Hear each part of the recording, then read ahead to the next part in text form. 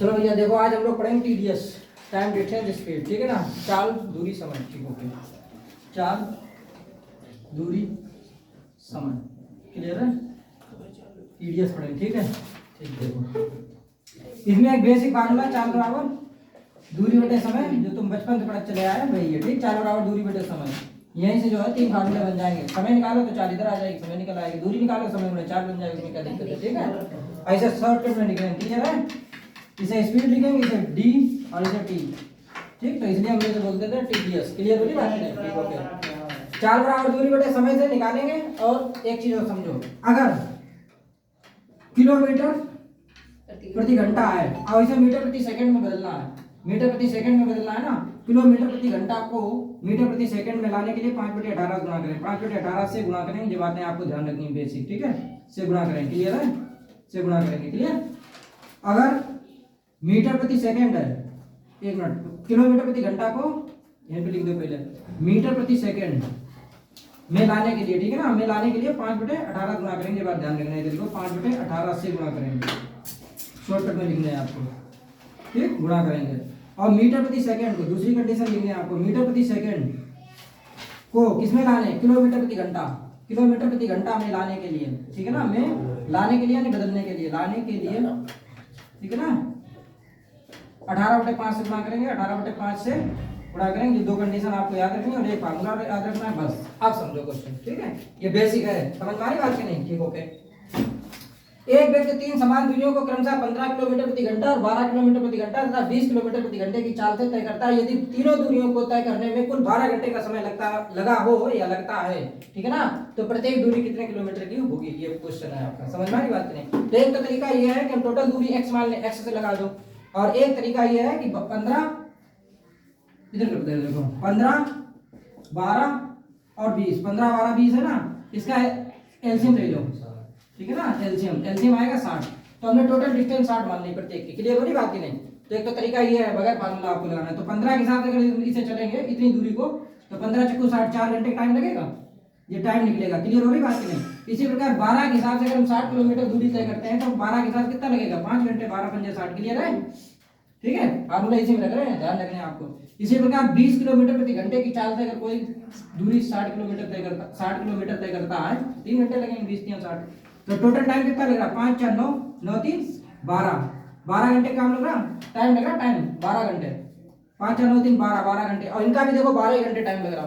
तो जो हमने दूरी मानी है तो वही एक्चुअल दूरी हो गई, और प्रत्येक की पूछी तो प्रत्येक की 60 ही हो गई, ठीक भैया। देखो मेरा टाइम उनके टाइम से टैली करिए, देखो 12 = 12 ही तो है टोटल टाइम। मेरा भी टाइम टोटल आया इतना ही 12, और इनका भी 12 आया। तो यानी जो दूरी हमने ली वही आंसर हो गया, ठीक है ना। तो कितना हो गया, प्रत्येक दूरी कितनी हो गई, 60। तो इसका आंसर कितना हो जाएगा, 60 किलोमीटर। समझ में आई की बात की नहीं। और एक तरीका ये है कि इसे x से लगाएं, ठीक। देखो क्या उससे आएगा, टोटल दूरी हमने x मान ली, x दूरी है, तो पहले किस स्पीड से चलाओ, 15 की स्पीड से। तो x/15 टाइम लगेगा पहला टाइम पे, दूसरा फिर होती है x दूसरा टाइम, दूसरी चाल कितनी है, 12 के हिसाब से चलाओगे, क्लियर है। इसी प्रकार तीसरा इस स्पीड से चला तीसरा कैंडिडेट, टोटल दूरी तो हमने x से मानी है, ठीक है। इसे चला दो 20 के हिसाब से। और ऐसा करने पर ये पहला टाइम, ये दूसरा टाइम, ये तीसरा टाइम, टोटल टाइम कितना लग रहा है, 12 घंटे का। तो इसे 12 की इक्वल कर देंगे, ये दिया 12, अपनी तरफ कुछ नहीं रखा अभी, क्लियर है। अब इसका एलसीएम लेंगे, एक तरीका ये है, ऐसे कर लो, ठीक है। 12, 15, 20 का एलसीएम 60, 15 × 60 4x, 12 × 5 60 5x, और 20 × 60 3x, बराबर 12 हो गया। तो 5 × 4 = 9, 3 = 12 हो गया। 12x/60 बराबर 12, 12 से 12 कट गया, तो ये 60 उधर चला जाएगा, तो x बराबर कितना हो जाएगा, 60 किलोमीटर, ठीक। तो प्रत्येक कैंडिडेट की दूरी कितनी हो जाएगी, 60 किलोमीटर दूरी तय करेगा, क्लियर है। देखो अच्छा, क्वेश्चन नंबर 2 देखो, एक साइकिल सवार एक निश्चित दूरी का आधा भाग जो है ना वो 6 किलोमीटर प्रति घंटा तथा शेष आधा, अब यहाँ आधी दूरी चल रही है, बात ध्यान रखना है आपको, ठीक है। 5 किलोमीटर प्रति घंटे की चाल से चलकर कुल 11 घंटे समय लेता है। तो दूरी बता दें, आप बात को समझो, जो भी आंसर आएगा उसका दोगुना करना पड़ेगा, क्योंकि आधा चला, ये बात ध्यान रखना है, ठीक है ना।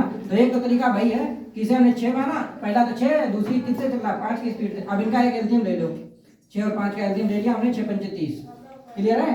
तो 6 के हिसाब से चलाएंगे, ये दूरी है 6 किलोमीटर प्रति घंटा वो दी उसमें, तो ये जो है 5 किलोमीटर प्रति घंटे से चल रहा है कोई दूसरा कैंडिडेट। 6 के हिसाब से चलाओगे तो 5 घंटे का टाइम लगेगा, 3 निकलेगा ये, क्लियर है। 5 के हिसाब से 6 घंटे का टाइम लगेगा, यानी t = 6 निकला। अब टोटल टाइम इनके हिसाब कितना लग रहा 11 और मेरे हिसाब 6 5 11 यानी कि 11 बराबर 11 टैली कर गया तो 1 बराबर 1 आया यानी कि जो हमने दूरी मानी वही होगी। लेकिन ये एक आधी दूरी है, इसमें इन्होंने कहा है ना आधी दूरी, ठीक, इसके साथ चलता है तो टोटल दूरी इसका दोगुना हो जाएगा आंसर, यानी 30 गुणे 2 बराबर 60 आंसर हो जाएगा। टोटल आंसर कितना होगा 60 किलोमीटर की दूरी तय करेंगे दोनों, ठीक है। लेकिन दूसरा पार्ट देखो, एक तरीका ये हो गया और एक तरीका लगाएंगे हम लोग एक्स से।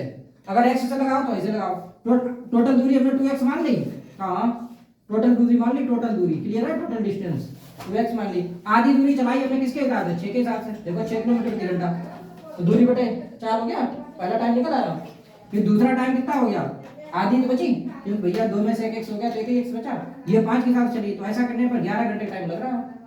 क्लियर है, एलसीएम लोगे 6 पंचे 30, 6 पंचे यानी 5x प्लस 5 छक्का यानी 6x बराबर 11, तो ऊपर हो गया 11x बटे 30 हो गया बराबर 11 11 कैंसिल आउट, 30 उधर चला जाएगा तो x बराबर 30 किलोमीटर हो गई। लेकिन ये x है कि आधी दूरी है मेरे भाई, टोटल दूरी कितनी मानी हमने 2x मानी तो 2x इसका दोगुना हो जाएगा यानी कि 60 हो जाएगा। क्लियर है, 60 किलोमीटर दूरी हो जाएगी, कितनी हो जाएगी 60 किलोमीटर। तो दोनों तरीके बता दिए हमने आपको।